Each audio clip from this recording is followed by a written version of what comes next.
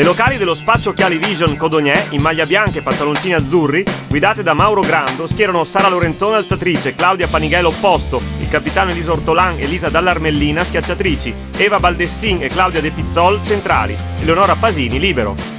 Le ospiti padovane del Galante Intersport in divisa giallo-blu, allenate da Giuseppe Scalzotto, giocano con Alice Limena alzatrice, Silvia Barbieri opposto, Giulia Scalzotto e Liliana Marchetto schiacciatrici, Valeria Ferraretto e Silvia Tosato centrali, Martina Ruviaro libero. In apertura le battute di Liliana Marchetto creano gravi difficoltà alla ricezione dello Spaccio Occhiali Vision, che subisce un pesante break di 7 punti. Il libero trevigiano viene bersagliato dalle ospiti, che espandono facilmente il vantaggio sul 13-4 grazie al muro vincente di Silvia Barbieri e ad altri 2 ace della Tosato e della stessa Barbieri. Coach Grando fa entrare il secondo libero, Rossana Zaia, per la Pasini. Le biancazzurre faticano parecchio in attacco, riuscendo a colpire soltanto col giovane opposto Claudia Panighel. Il Galante Intersport sfrutta al meglio il servizio incisivo, imponendosi nettamente anche a muro.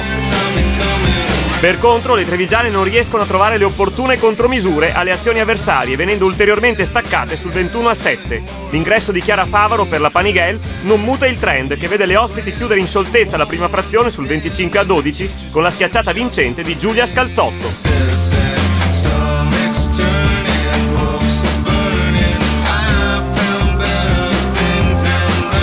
La ripresa inizia male per lo Spaccio Occhiali Vision, con 2 errori in attacco e il muro subito da Claudia De Pizzol. Poi il pallonetto della Barbieri cade nel campo trevigiano, proiettando le ospiti sul 5-2.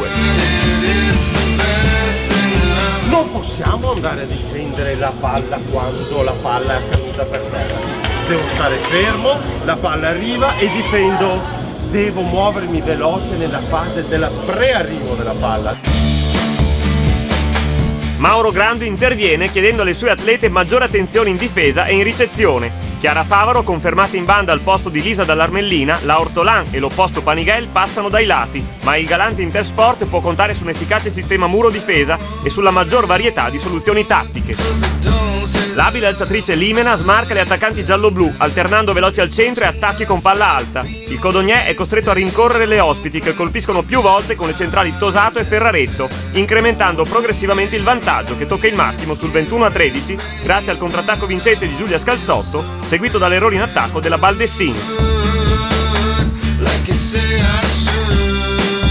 Sembra improbabile una reazione delle trevigiane, indietro di ben 9 punti sul 23-14. Invece le giovani biancazzurre ci credono e, favorite dalla fortuna, infilano 3 ace con la palleggiatrice Lorenzone, un muro punto con Claudia De Pizzol e 2 contrattacchi vincenti con la Panighel, raggiungendo le incredule ospiti sul 23 pari. La ricezione giallo-blu si disunisce e sbaglia ancora, la De Pizzol invece no, siglando il punto del 24-23 per Codogné. Liliana Marchetto replica da posto 4, annullando il primo set point. Si prosegue ai vantaggi. Alice Limena serve ancora la Marchetto, che sorprende la difesa trevigiana, 26-25 per le padovane. Le ragazze di casa ci mettono il cuore e lo splendido diagonale di Claudia Panighel ristabilisce la parità, 26-26. La palla scotta. Dopo uno scambio prolungato, l'ottima Panighel va ancora a segno. Poi il muro vincente di Favore e Baldessin sulla Marchetto dà allo Spaccio Occhiali Vision il secondo set.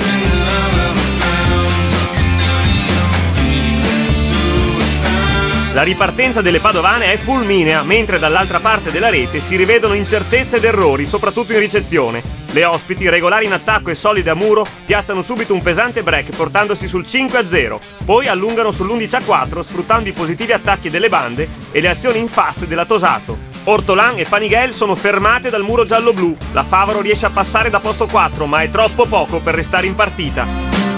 Il Galante Intersport domina e aumenta il gap sul 20-8, andando ancora a segno a muro con Ferraretto e Marchetto, poi con 2 ace consecutivi di Alice Limena. La Favaro lotta con tenacia, ma per le locali il parziale è compromesso e Silvia Tosato chiude l'ultima azione con un pallonetto vincente, fissando sul 25-14 il finale del terzo set.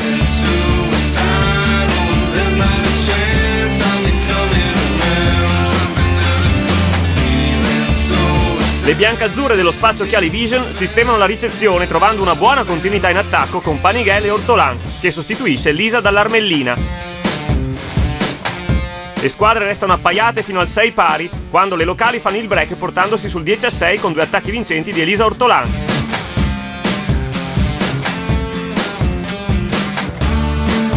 Un passaggio vuoto della ricezione trevigiana e un muro sulla Panigale riavvicinano le ospiti sul 13-12, ma le schiacciate della Panigale riportano avanti il Codogné sul 17-13. Le biancazzurre difendono ma non finalizzano in contrattacco, venendo punite dalle padovane che colpiscono più volte con le bande Scalzotto e Marchetto, rientrando sul 19-19.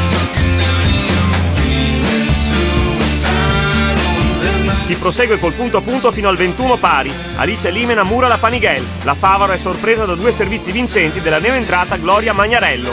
Il Garante Intersport allunga sul 24-21. Poi il contrattacco fuori della Panigale consegna alle ospiti il quarto set e l'incontro.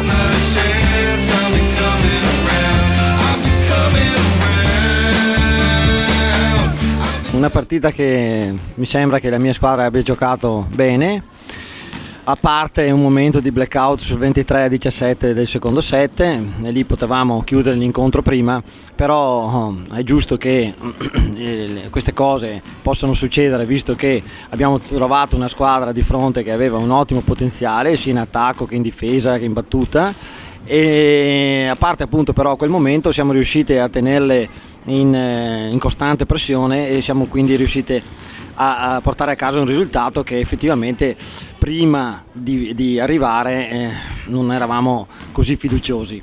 Credo che in questa partita abbiamo pagato un po' la nostra inesperienza, siamo molto giovani, a parte io, però le mie compagne hanno tutte meno di 20 anni, e un po' il fatto che lavoriamo insieme solo da agosto, siamo tutte delle new entry e quindi credo comunque che con il lavoro si possa migliorare e i risultati verranno.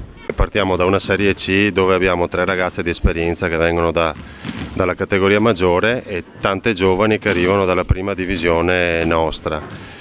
Grandi potenzialità fisiche soprattutto per l'opposto, che è una ragazza molto alta, molto dotata fisicamente, dei buoni centrali, anche essi che arrivano dalla prima divisione. Stiamo lavorando molto per far crescere omogeneamente la nostra squadra.